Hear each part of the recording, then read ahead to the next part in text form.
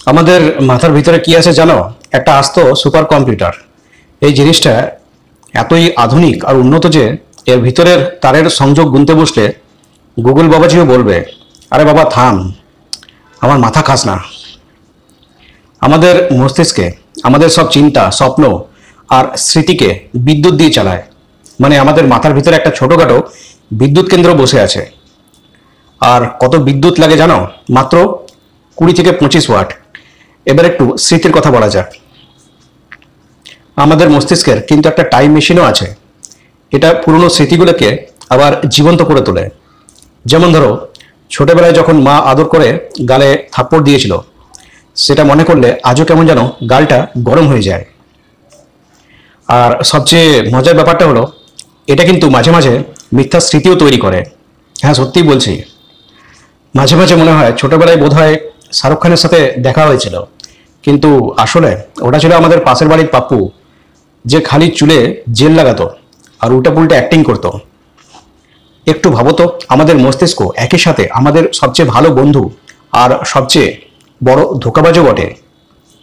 একদিকে সে বলে, আরে বাবা তোমার স্বপ্নগুলো সত্যি করো, আর অন্যদিকে ঠিক পরের মুহূর্তে প্রশ্ন করে বসে, আচ্ছা যে স্বপ্নটা তুমি দেখেছিলে সেটা কি সত্যি ছিল, নাকি শুধু বসের ভয়ে দেখেছিলে? কি অদ্ভুত তাই না? বিশ্বের সবচেয়ে শক্তিশালী কম্পিউটার, সবচেয়ে সৃজনশীল শিল্পী আর সবচেয়ে ভয়ঙ্কর মিথ্যাবাদী, এই সব কিছু আমাদের মাথার খুলির ভিতরে একেবারে ফ্রিতে বসে আছে। আমরা সবাই ইমোশন বা অনুভূতির কথা শুনেছি, ভালোবাসা, রাগ, ভয়। আমাদের সবসময় মনে হয় এগুলো বুঝি মন থেকে আসে, কিন্তু সত্যি বলতে কি, এগুলো মনের ব্যাপার নয়, বরং আমাদের মস্তিষ্কের ভেতরের রসায়নের খেলা। ধরো, যখন মস্তিষ্কে ডোপামিন আনন্দ করতে শুরু করে তখন আমরা প্রেমে পড়ি, আর যখন সেরোটোনিন ছুটি কাটাতে চলে যায় তখন আমাদের মনে হয় জীবনের একটা উদ্দেশ্যই বাকি আছে, রান্নাঘরে গিয়ে চেঁচামেচি করা আর ইনস্টাগ্রামে মন খারাপের স্ট্যাটাস দেওয়া। আমাদের পেট আর মস্তিষ্ক কিন্তু খুব ভালো বন্ধু, এটাকে আমরা বলি গাট হেলথ। তাই পরের বার যখন তোমার মন খারাপ হবে তখন হতে পারে তার আসল কারণ হলো হয়তো গত রাতে একটু বেশি সিঙ্গাড়া বা তেলে ভাজা খেয়ে নিয়েছিলে। কারণ তখন মস্তিষ্ক হয়তো ভাবে, আহা আমার জীবনটা কি বাজে, আর এদিকে পেট বলে, আরে ভাই এটা মন খারাপ নয়, এটা আসলে গ্যাস, একটু পরেই আবার সব ঠিক হয়ে যাবে। এবার একটু ভেবে দেখো তো, এমনটাও তো হতে পারে আমরা যাকে জীবনের সবচেয়ে বড় সমস্যা ভাবছি সেটা আসলে আমাদের মস্তিষ্কের অতিরিক্ত চিন্তা ভাবনা।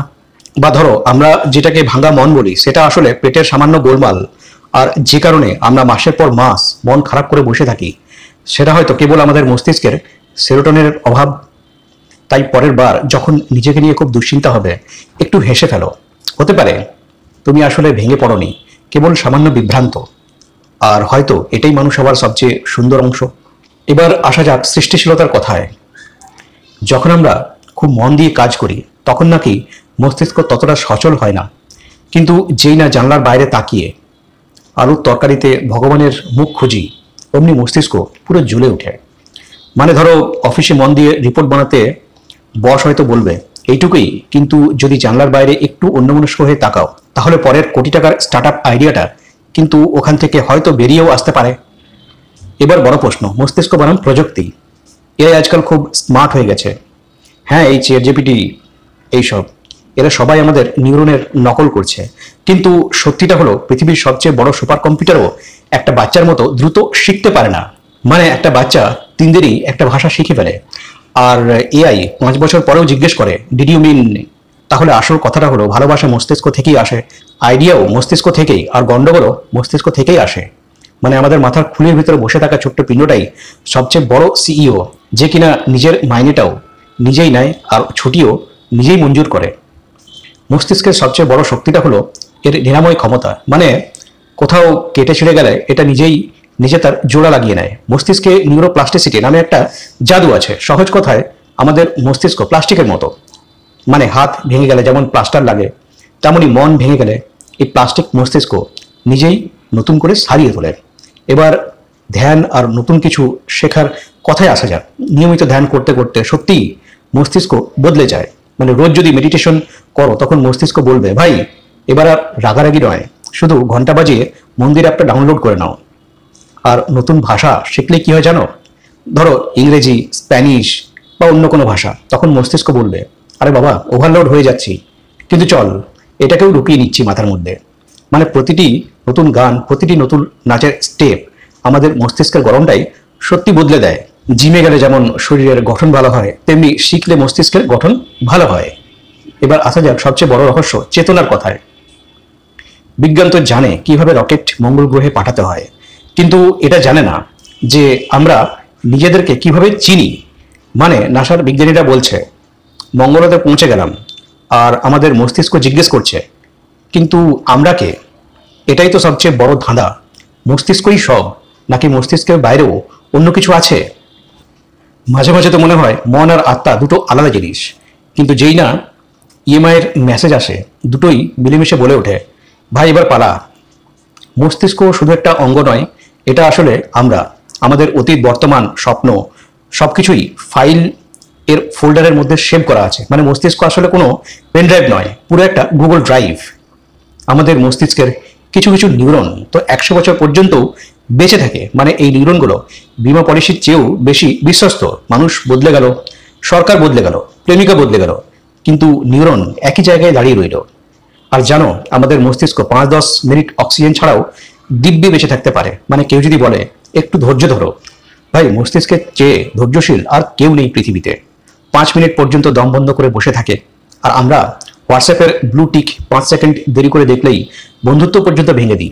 এবার শোনো আসল চমকটা, আমাদের মস্তিষ্ক 12 থেকে 25 ওয়াট বিদ্যুৎ তো তৈরি করতে পারে। আমি আগেও বলেছি, হ্যাঁ ভাই, মানে একটা এলইডি বাল্ব তো সহজে জ্বলে উঠবে, কিন্তু জীবনের বড় সিদ্ধান্তগুলো সেগুলো অন্ধকারেই থেকে যায়। আর বাচ্চাদের মস্তিষ্ক মাত্র 2 বছরে 80% বড় হয়ে যায়। আমাদের মস্তিষ্কের 25%ই শুধু কোলেস্টেরল দিয়ে তৈরি। সহজ কথায় আমরা আসল ঘি রুটিতে না লাগিয়ে সোজায় মাথায় লাগিয়ে নিচ্ছি। বিজ্ঞানীরা বলে মাল্টিটাস্কিং বলে কিছু হয় না। আমাদের মস্তিষ্ক শুধু খুব দ্রুত একটা কাজ থেকে অন্যটাই সুইচ করতে পারে। তাই পরের বার যদি কেউ তোমাকে বলে আমি একসঙ্গে পড়ছি, ইনস্টাগ্রামও চালাচ্ছি আর ধ্যানও করছি, তখন বুঝবে সে আসলে নির্বুদ্ধিতার পরিচয় দিচ্ছে। আর এটা কোনো ঠাট্টা নয়, এটা একটা বৈজ্ঞানিক সত্য। তুমি কি জানো আমরা যখন ঘুমিয়ে থাকি তখনও আমাদের মস্তিষ্ক পুরোপুরি সক্রিয় থাকে। মানে ঘুমিয়ে ঘুমিয়েও কঠোর পরিশ্রম করছে। হয়তো সেই কারণেই সকালে উঠে মনে হয় কোন কোম্পানিতে নাইট শিফট করলাম রে বাবা। বিজ্ঞানীরা বলছেন যদি তুমি 1.5 ঘন্টা ধরে ঘাম ঝরাও তাহলে তোমার মস্তিষ্ক ততটাই সংকুচিত হয়ে যায় যতটা 1 বছরে বুড়ো হয়। আমাদের মস্তিষ্কের প্রতিটি নিউরন 1 সেকেন্ডে 1000টা সংকেত পাঠাতে পারে। মানে এই নিউরনগুলো যদি হোয়াটসঅ্যাপে চলে আসে তাহলে শুধু গুড মর্নিং এর ফরওয়ার্ড মেসেজেই পুরো পৃথিবী শেষ হয়ে যাবে। আমাদের মস্তিষ্কের রক্তের শিরাগুলো এত লম্বা যে সেগুলোকে যদি জোড়া লাগানো যায় তাহলে সেগুলো দিয়ে 4 বার পৃথিবী ঘুরে আসা যাবে। 4 বার। তাহলে আসল সত্যিটা হলো আমাদের মস্তিষ্ক হলো ভগবানের আইফোন। এর ব্যাটারি দিয়ে এলইডি বাল্ব জ্বলে, মেমোরিটা তেলতেলে, আপডেট আসে স্বপ্নে, আর একবার হ্যাং হলে পুরো মানুষটাই ফ্রিজ হয়ে যায়। কিন্তু এই মস্তিষ্ক এত আধুনিক, অথচ আমরা এখনো পাসওয়ার্ড রাখি সেই পুরনো 1 2 3 4। মানে ভগবান আমাদের অ্যাপেল বানিয়ে দিয়েছেন আর আমরা এখনো সেটা নোকিয়ার মতো চালাচ্ছি। ভিডিওটি দেখার জন্য ধন্যবাদ। তোমার যদি এই ভিডিওটি ভালো লেগে থাকে এবং এটিকে মনোরঞ্জন বলে মনে হয় তবে লাইক করো, এটি তোমার বন্ধুদের এবং পরিবারের সাথে শেয়ার করো এবং চ্যানেলটি সাবস্ক্রাইব অবশ্যই করো।